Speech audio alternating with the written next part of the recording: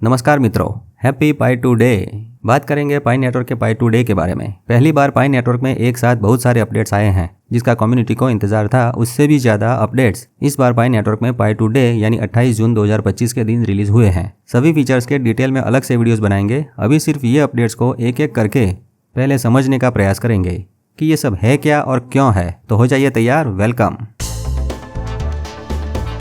Pi to day 2025 क्या है? पाई to day pi network का एक खास इवेंट है जो हर साल 28 जून को होता है। इस दिन पाई नेटवर्क अपनी नई तकनीक, नए अपडेट्स और नए नए प्लान्स को दुनिया के सामने रखता है। इस साल 2025 में पाई नेटवर्क ने दो बड़े फीचर्स लॉन्च किए हैं। पहला है पाई ऐप स्टूडियो और दूसरा है इकोसिस्टम डायरेक्टरी स्टेकिंग। दोनों ज़बरदस्त है। उसको जानने से पहले आइए सबसे पहले देखते हैं कि पाई ऐप के मुख्य स्क्रीन पर पाई टू डे नाम का एक बटन दिख रहा है। उसको प्रेस करेंगे तो पाई टू डे चैलेंज कंप्लीट करने की स्क्रीन ओपन होगी। उसमें ये स्टेप्स कंप्लीट करने हैं, लेकिन ये कंपलसरी बिल्कुल नहीं है। ये चैलेंज के स्टेप्स पूरे नहीं करेंगे तो चलेगा। ये एक प्रकार की लिस्ट है जो पायोनियर्स को एक के बाद एक नए फीचर से अवगत करवाने के लिए है। पहले जानेंगे इसको कंप्लीट कैसे करेंगे, उसके बाद डिटेल में जानेंगे। पहला स्टेप है एक्सप्लोर पाई ऐप स्टूडियो। उस पर क्लिक करके कोई भी ब्राउजर सिलेक्ट करेंगे तो ये स्क्रीन आएगी। यहाँ अलाउ बटन पर क्लिक कर सकते हैं। ये ऐप स्टूडियो की स्क्रीन दिखेगी।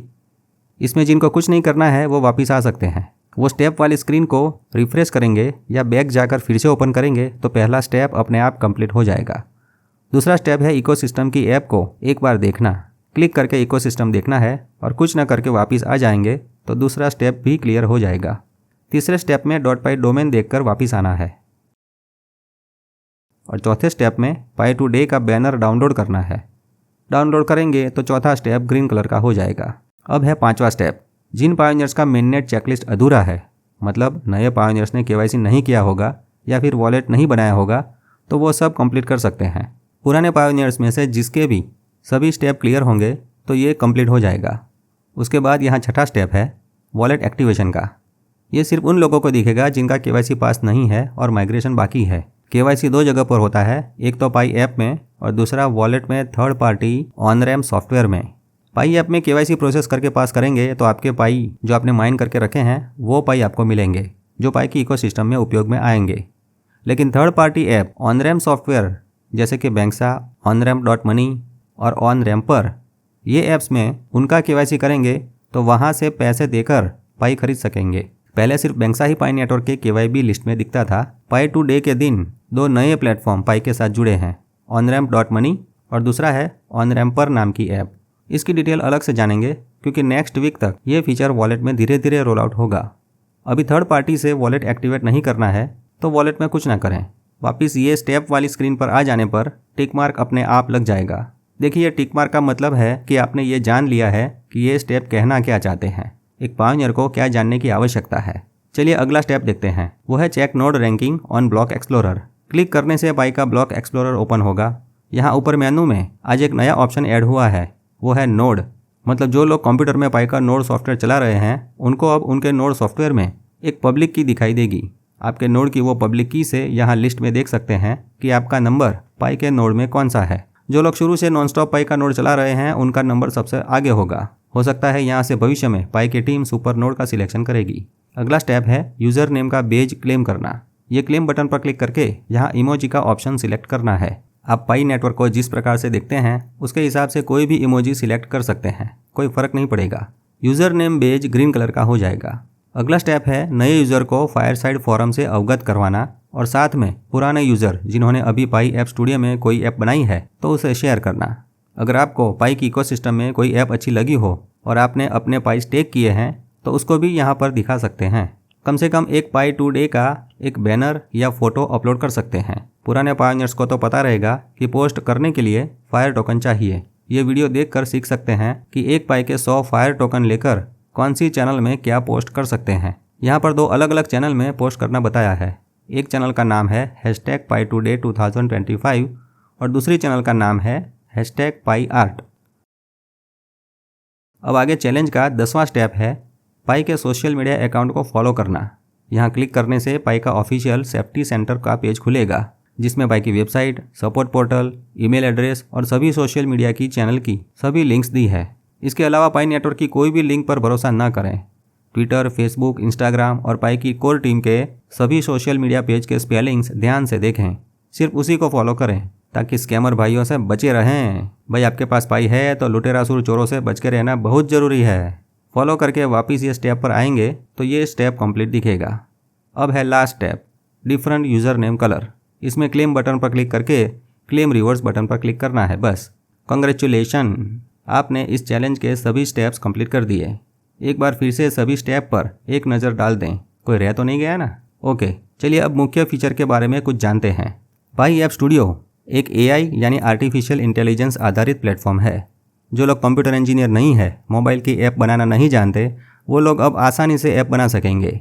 पाई वालों ने ये ऐप स्टूडियो नाम की ऐसी चीज़ बनाई है जो लोगों को बिना कोडिंग के, यूँ कहो जिनको कंप्यूटर प्रोग्रामिंग लैंग्वेज का नॉलेज भी ना हो तो भी उनको अपनी ऐप्स बनाने में मदद करेगा। ये ऐसे लोगों के लिए काम का होगा जो अपने प्रोफेशन में मास्टर हैं, जैसे कि health coach, music teacher, designer, cooking expert, Ayurvedic doctor, ज्योतिष आचार्य, फाइनेंशियल एडवाइज़र, ऐसे अलग अलग फील्ड्स में जो स्पेशलिस्ट है और वो अपने अनुभव से काम के टिप्स देना चाहते हैं, वो लोग पाई में एक चैटबॉट जैसी ऐप बना सकेंगे। कैसे बनानी है उसके लिए अलग से डिटेल में वीडियो बनाएंगे। अभी तो इतना जान लो, जैसे ChatGPT में लोग अपने अलग से AI एजेंट बनाकर कमाई करते हैं, ठीक उसी प्रकार यहाँ पर लोग पाई में कमाई कर सकेंगे। अब बात करते हैं दूसरे फीचर की। दूसरा फीचर है इकोसिस्टम डायरेक्टरी स्टेकिंग, एक तरीका जिससे लोग अपने पाई कॉइन्स को इस्तेमाल करके पाई के ऐप्स को सपोर्ट करेंगे और प्रमोट करेंगे। ये एक अलग तरीके का नया फीचर है जिसमें पायोनियर्स अपने पाई कॉइन्स को स्टेक करके, लॉक करके पाई ऐप्स को प्रमोट कर सकते हैं। यानी अगर आपको कोई ऐप पसंद है तो आप अपने पाई कॉइन्स उस ऐप के लिए लगा सकते हैं, जिससे उस ऐप की रैंकिंग बढ़ेगी और ज़्यादा लोग उसे देखेंगे, क्योंकि हाईएस्ट रैंक वाली ऐप्स पाई की इकोसिस्टम में सबसे ऊपर दिखेगी। ऐसा क्यों बनाया भाई, मतलब ये क्यों अच्छा है? तो इसकी दो वजह है।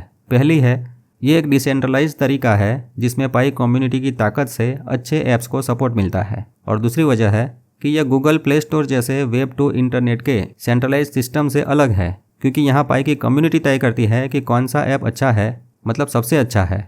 उम्मीद आप समझ रहे हैं कि यहाँ पाई ऐप स्टोर का कंट्रोल पायोनियर्स के हाथ में होगा और वहाँ वेब टू सिस्टम में कोई एक कंपनी के पास सभी ऐप्स का कंट्रोल होता है। मतलब गूगल प्ले या एप्पल के ऐप स्टोर में ऐप्स का रैंकिंग उसके कोई एल्गोरिदम से या पैसे देकर एडवर्टाइजिंग से होता है। कुछ समझे? आगे बात करें तो इसके अलावा कुछ और अपडेट्स भी है, जैसे KYC प्रोसेस और सिस्टम में सुधार किया गया है। इस बार पाई ने 5 लाख से ज़्यादा लोगों की KYC प्रक्रिया को आसान किया है, जिससे वो मेननेट पर माइग्रेट हो सके। आगे .py डोमेन के बारे में लिखा है कि .py डोमेन ऑक्शन को 3 महीने और ज़्यादा चलाएंगे। .py डोमेन ऑक्शन की तारीख एक्सटेंड करके 30 सितंबर 2025 तक हो गई है। शायद पायोनियर्स अपने खरीदे हुए डोमेन नेम को अपनी ऐप के साथ कनेक्ट कर सकेंगे। अब नोड की बात करें तो पाई नेटवर्क में कंप्यूटर में चलने वाला नोड सॉफ्टवेयर, जिसका नया वर्जन 0.5.2 करके अपग्रेड हो चुका है। पाई नोड नाम के बदले अब नया नाम दिया है, पाई डेस्कटॉप। इसमें स्क्रीन को रिसाइज कर सकेंगे, फुल स्क्रीन करना हो तो वह भी कर सकेंगे। कंप्यूटर की बड़ी स्क्रीन में AI स्टूडियो में आसानी से ऐप बना सकते हैं। ज़्यादा सिक्योर तो है ही, साथ में डोकर सॉफ्टवेयर के साथ कॉम्पेटिबल भी है। अब नोड सॉफ्टवेयर इंस्टॉल करके चलाने में पहले जैसे मुश्किलें नहीं आएगी। नोड चलाने वाले सभी यूजर्स को पाई डेस्कटॉप में एक पब्लिक की दिखेगी, जिससे पायोनियर्स के नोड को मिननेट पर वेरीफाई कर सकेंगे। ब्लॉक एक्सप्लोरर पर 5000 ऐसे नोड दिखेंगे जिसका परफॉर्मेंस अच्छा रहा हो, मतलब reliability, availability, open ports, total active days और CPU परफॉर्मेंस के आधार पर यह रैंकिंग लिस्ट दिखेगा, जो हर रोज़ अपने आप अपडेट होगा। इससे पाई नेटवर्क की इकोसिस्टम में भाग लेने वाले नोड में से सबसे स्टेबल और हाई परफॉर्मेंस वाले नोड्स को पहचानने में आसानी रहेगी। मित्रों, पाई के इस ब्लॉग में बहुत कुछ हाई लेवल की लैंग्वेज में लिखा है। हमने आपको आसान भाषा में समझाने का प्रयास किया है। उम्मीद है आपको समझ में आया होगा। वीडियो का अंत करते हुए कहेंगे कि कुल मिलाकर के पाई टू डे का चैलेंज एक इंटरेस्टिंग चैलेंज है जो 7 जुलाई तक चलेगा। ये कंपलसरी नहीं है, लेकिन इससे पायोनियर्स पाई के नए फीचर्स को एक्सप्लोर कर सकते हैं, जैसे कि पाई ऐप स्टूडियो और इकोसिस्टम की ऐप में पाई का स्टेकिंग करना। ये एक प्रकार का इवेंट कह सकते हैं जिसमें लोग पाई इकोसिस्टम के बारे में कुछ न कुछ सीखते हुए यूटिलिटी रिवॉर्ड्स कमा सकते हैं। तो आप भी नया नया जानते रहें और ज़्यादा से ज़्यादा पाई बनाकर प्रसन्न रहें। मेटा मित्र से जुड़े रहें। मेरा मित्र मेटा मित्र।